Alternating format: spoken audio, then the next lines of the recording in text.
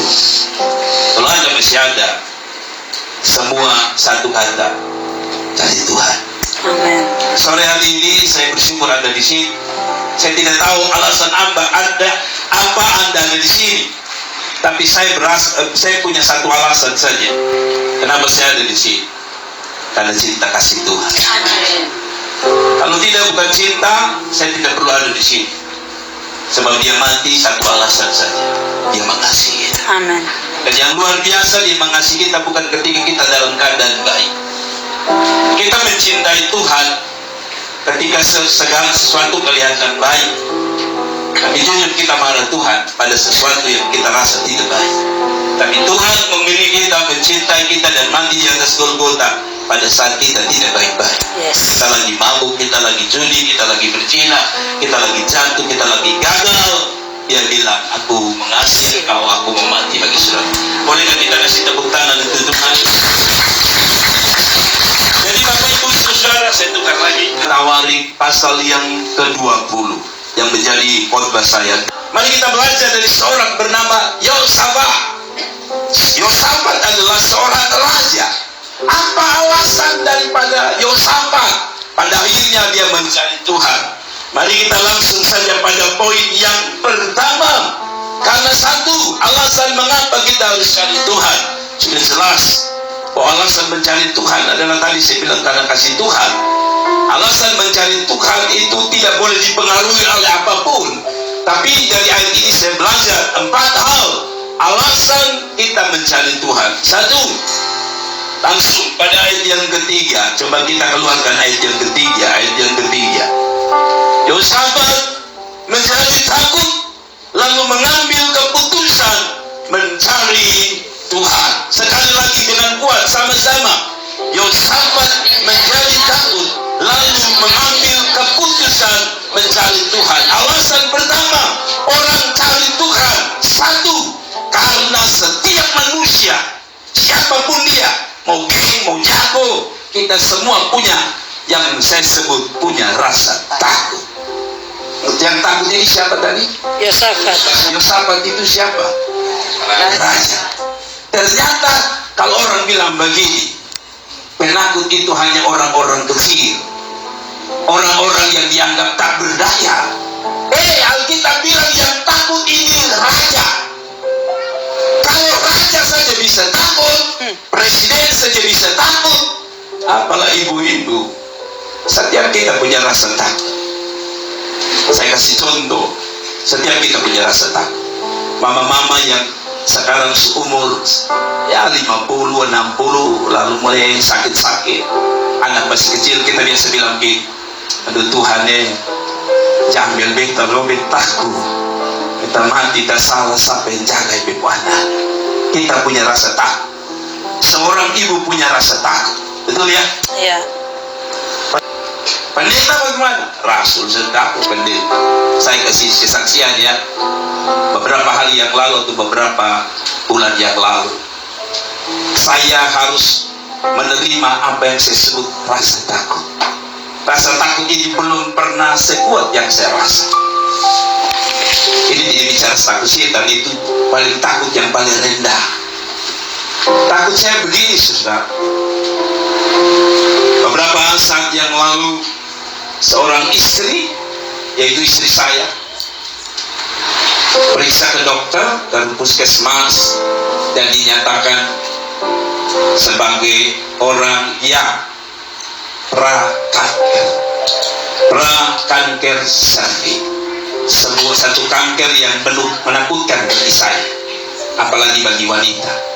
Ya, laki-laki cervix itu apa, Bang? Ada di mana betul dicari dokter dibeli. Cervix itu tidak tahu adalah penyakit kanker mulut rahim. Saya tidak takut kalau saya tidak tahu tentang penyakit itu. Saya bukan hanya baca, karena seorang pendeta saya sering layani orang-orang yang mengalami kanker. Dan salah satu kanker yang saya sudah hadapi beberapa orang adalah cervix. Pertama sepupu saya, kedua adalah jemaat saya. Jadi saya bisa rasakan sampai pada tingkat baunya luar biasa. Di samping bau mereka tak berdaya, dia punya rasa takut. kali saya khotbah di Jalan Nangka, ada seorang nona dengan khotbah ini dan dia bilang, "Apa? Kita punya rasa takut. Karena beberapa hari yang lalu dokter bilang kita punya penyakit sangat serius. Padahal dia lagi berapi-api kuliah. Tapi ketika dengar firman Tuhan ini, dia bilang, Bapak beta kuat." Jadi singkat cerita, saya bawa dia ke gereja. Di tengah jalan rasa takut itu makin mengerikan. Karena saya mulai membayangkan teriakan-teriakan dari penderitaan orang yang akan mengalami kanker. Sampai di gereja, saya ajak dia berdoa, kami menyembah Tuhan. Tanpa musik, air mata kami berjatuhan. Bukan saja mendengar penyakit, tapi yang satu yang menakutkan terjadi. Tiba-tiba saya ingat, kita doa, suka main-main gila orang Gobang bilang. Saya bisa selalu tanya saya begini, Bapak, kalau dia mati, dia tahu lu kawin kok. Ini ibu-ibu dong sudah tanya, padahal mati belum jelas, tapi lu tanya dong pulang. Bapak, kita salah itu kawin kok. Jangan dengan Bapak tolong kosong lebangnya. Dia akan bilang, makanya lu sama. Saya mau bilang raja saja punya rasa takut. Saya selalu bilang, tangkap, saya punya kata di poin pertama ini, tangkap baik-baik dengan ini. Dengan baik-baik saudara perhatikan apa yang saya katakan. Rasa takut itu normal. Ya. Rasa takut itu apa? Normal. Saudara tidak punya rasa takut, saudara namanya Satria Bajinta. Kita punya rasa takut, hanya beda-beda rasa takut. Orang muda punya rasa takut. Apa? Ketemu kawan, anak sedua, anak setiga, yang sampai dia sudah kawin. Rasa takut masing-masing. Tapi saya selalu bilang, rasa takut itu normal. Tapi yang tidak normal, pada waktu rasa takut itu datang, Anda tidak cari Tuhan. Itu yang tidak normal. Sekali lagi, rasa takut itu normal. Tapi pada waktu engkau takut, apapun alasannya, lalu engkau tidak cari Tuhan, itu yang tidak normal. Amin. Karena kata amin. Karena ada orang itu sudah ada rasa takut yang Tuhan izinkan lewat persoalan, tapi tidak mau cari Tuhan juga. Ini manusia tidak normal. Yang terjadi, kapal bilang pada saat gelombang hantam kapal dan kapal hampir tenggelam, itulah saat untuk kita cari Tuhan. Satu bilang, kalau gelombang kan jatuh di rumah bisa berenang-berenang kawan. Satu bilang begini, paling bahaya, paling gampang harus cepat cari Tuhan waktu penyakit kanker kan. Itu kalau cari Tuhan sudah, itu paling menakutkan. Lalu seorang pegawai PLN bilang begini, cari Tuhan paling menakutkan itu saat saya bergelantungan di kabel listrik. Lalu tiba-tiba tanpa sadar saya memegang kabel yang paling besar. Itu paling menakutkan. Tapi apapun pesan saya sederhana, cari. Amin. Cari, saya tidak menakutkan. Alasan yang kedua, kalau setiap orang punya rasa takut, kita cari Tuhan. Yang kedua, alasan yang kedua, karena kita semua membutuhkan pertolongan daripada Tuhan. Tidak ada satu manusia pun yang tidak membutuhkan pertolongan Tuhan, sekalipun dia berkata dia tidak butuh Tuhan. Tapi sebenarnya pada dasarnya semua orang membutuhkan pertolongan Tuhan. Tidak ada kata amin. Rasanya tidak ada yang butuh Tuhan. Setiap kita apa? Butuh Tuhan. Pertolongan Tuhan, bukan Tuhan saja, pertolongan Tuhan. Itu yang saya mau bahas. Yang keempat, munculkan di sini. Bapak Ibu lihat, dan Yehuda berkumpul untuk apa? Meminta pertolongan daripada Tuhan. Mengapa kita harus cari Tuhan? Sebab kita semua membutuhkan pertolongan Tuhan. Amin. Tidak ada satu manusia yang tidak butuh pertolongan Tuhan. Semua orang butuh pertolongan Tuhan. Hari-hari ini kita dengar orang yang keras kepala, yang tidak percaya Yesus, pada akhirnya satu titik dia harus datang pada Tuhan untuk meminta pertolongan Tuhan. Amin. Kita kan ada di antaranya, khusus kita yang sudah bertobat, jadi kita kan ada di antara. Dulu kita belum kenal Tuhan kan, apa-apa frek. Tapi satu titik di mana kita sadar kita butuh pertolongan Tuhan. Saudara-saudara, jangan pernah sombong. Kita semua butuh pertolongan Tuhan. Amin. Jadi kalau saudara tidak bilang tidak butuh, tidak apa-apa kawan. Belum salah. Itu belum pembagian kawan. Ada saya pun kawan. Cari Tuhan, minta pertolongan Tuhan. Satu kata saja, cari pertolongan Tuhan. Saya minta maaf, saya omong lama ya. Tadi malam saya habis khotbah, satu bilang, Pak, kenapa saya baru mau dengar Bapak seperti ini? Oh, nanti beta besok balas dendam di sini. Tapi kita semua butuh pertolongan Tuhan. Akan satu waktu kita COVID, Pak Wali Kota bilang, ketemu puasa. Saya pikir, Pak Wali Kota ada duit, sudah minta presiden. Ternyata Pak Wali Kota sendiri minta pertolongan Tuhan. Kita pun presiden saja di bulan puasa buka tangan, ya Allah, tolong kami, ya Allah, tolong kami. Ini orang presiden suka pala batu misalnya, suka kasih masalah juga tidak minta tolong Tuhan, masih sombong.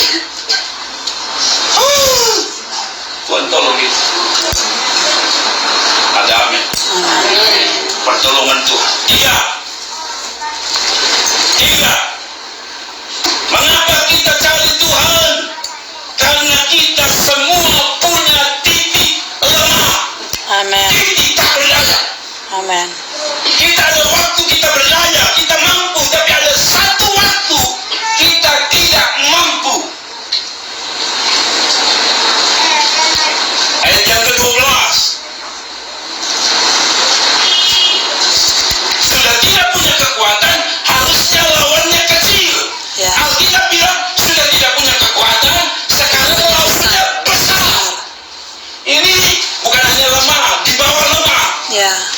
Kalau kita tidak punya kekuatan tapi lawan sama yang tidak kuat, kita masih bisa pukul dada, orang bukan bilang. Ya. Masalahnya ini sudah titik. Dia bilang apa? Kami tak mampu, tidak ada kekuatan. Masalah yang dihadapi dikatakan apa? Laskar yang besar. Laskar yang besar. Wow. Tidak seimbang. Yes. Bahasanya tidak seimbang. Ya. Kalau begitu yang diperlukan yang lebih di atas yang besar ini. Tuhan. Kan dia bilang, kami tidak mempunyai kekuatan, hadapi yang besar, ya toh? Kalau begitu ini titik apa? Titik tak berdaya, titik lemah. Kalau begitu memang di sini ada besar, butuh yang lebih besar ini. Yes. Siapa yang lebih besar ini? Tuhan. Tuhan Allah. Amin. Jadi kalau ada bilang begini, Bapak Pendeta, masalah terlalu besar, Tuhan. Anda butuh yang lebih besar. Yes. Siapa? Tuhan. Amin. Karena itu alasan ketiga, mengapa kita cari Tuhan. Karena kita punya titik tak lemah berdaya. atau tak berdaya. Kita ada waktu di mana kita bilang di Tuhan, kita angkat tangan, kita suka angkat tangan di Tuhan. Ada seorang bapak yang bilang kepada saya, Pak Pendeta, bisa capek di pipu anak laki-laki besar ini, bisa kuat deh Pak Pendeta, bisa mampu lagi. Kenapa dia bilang begitu? Karena mungkin dia anggap ini besar persoalan. Tapi memang persoalan kita besar, tapi masih ada Allah yang lebih besar. Amin. Masih ada Tuhan yang lebih besar. Yes. Konteks ini, ternyata sehebat-hebatnya pasukan Israel, yang katanya pasukan elit hebat, ada titik di mana mereka bilang, kami tidak punya kekuatan. Amin. Saya baru renung betul ya, manusia ini sehebat apapun di dalam bidangnya, Ya. akan ada waktu, walaupun itu dia pembidang, Yes. dia menyerah. Ya. Benar. Saya punya kakak, tidak punya kelemahan. Amin. Itu profesional. Yes. Khotbah tutup mata katanya. Sampai doa bapak kami tidak berani tutup mata. Ada amin. Itu aja gambaran hidup kita. Jangan pernah sombong bilang ini memfak. Kan kita orang Kupang selalu bilang ini memfak. Untuk satu ini memfak. Nah bapak. Biasa kalau kita hadapi Pak Betul ini memfak. Pak Betul kalau datang 3 bikin kopi dia tenang. Ada waktu bikin kopi dia tenang. Lu kasih kopi pun dia tenang. Tapi ada waktu di mana lu tidak tenang dan lu hidup selama betul? Ada waktu kan kita bilang Pak sayang, oh dia sudah bilang kenapa mama? Ada waktu baru sayang, satu kali aduh betul. Kerjaan ada banyak bikin pusing sayang. Jadi saya mau bilang ada waktu di mana kita harus akui saya punya kelemahan. Amin. Kalau kita tahu kita punya kelemahan, kita bilang Tuhan tolong saya.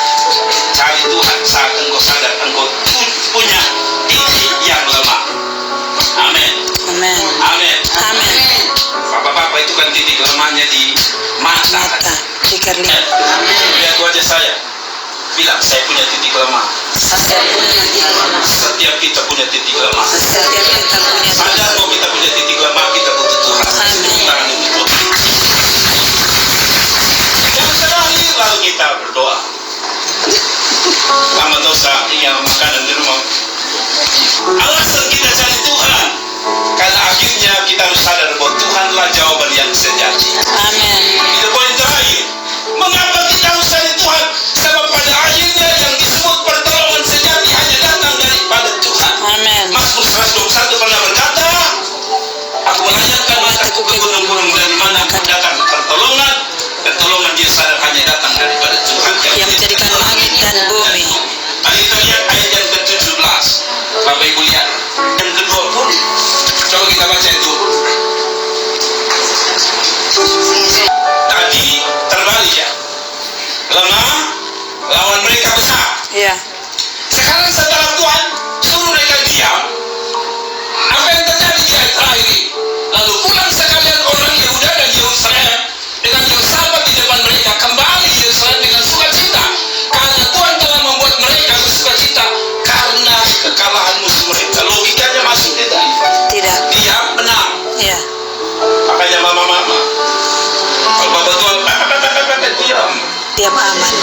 yang lu mulu jadi. Kadang-kadang kita begitu. Bapak bilang, kamu diam, lu yang diam. Diam itu penting. Iya, amin. Katanya begini, kalau Anda mau dapat kelemahan orang, lu diam. Lu dia nggak sah. Dia papa sudah tahu nih mungkin memang. Iya. Soalnya dapat, tadi omong sini tidak salah. Saya berdoa untuk satu keluarga yang urusan mau nikah. Ya, tidak sedang bicara pasif. Kata diam di sini berarti bukan tidak melakukan apa-apa. Ada satu kata di sini, percaya. Percaya itu tidak pasif. Jadi begini, percaya tidak pasif. Jadi begini, kalau dokter bilang sudah sakit, jangan pasif. Misalnya dokter bilang, mama sakit ini tinggal 3 bulan lagi. Kecuali mama kemoterapi misalnya. Anda lalu kita bilang diam. Ditambah. Coba teriak, aduh Tuhan, diam. Bukan itu. Lakukan bagianmu. Amin. Orang yang percaya melakukan bagiannya. Jadi diam tidak selamanya perlu ditambah. Tuhan kalau ini saya yakin, kawin yang tahu. Tapi lu diam di rumah, sabar lagi mau lihat seru. Ini ngomong apa adanya. Kalau sekarang mau lihat Tuhan bekerja, keluar sedikit lah, tak berpesona sedikit. Iman itu bukan bodoh. Jadi kalau walaupun dokter bilang sakit, periksa ke dokter, minum obat ikut dokter mau, lalu sambil kita percaya. Itu diam yang benar. Ada amin. Jangan misalnya kita bakal laki. Kan bapak bilang dia, itu dia pak. Sampai tidur malam dia bilang, ma, dia. Tidak mengikuti dia.